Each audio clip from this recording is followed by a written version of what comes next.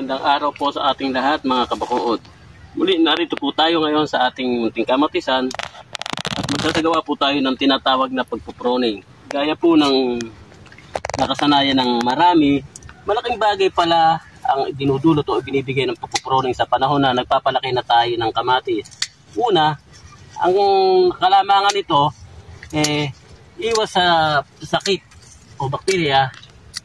Ikalawa, yung mga insektong ating kalaban, hindi siya masyadong makapagpaparami kapag malinis nga at maliwalas.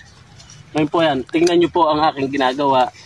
Ganito po ang aming inaalis na dahon para po ang nutrients na dapat sa dahon po pwedeng mapunta na sa bunga dahil nga siya nangangailangan ng pagkain ng kanyang pagpalaki.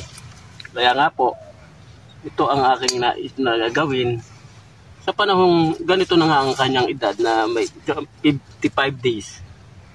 Ayan po mga kabakuod, ayan po ang resulta ng aking ipinoproning. Ayan po mga kabakuod, ayan po ang kanyang mga bunga. Ayan na po ang kanyang lalaki. Muli, magandang araw. Maraming salamat sa inyong lahat.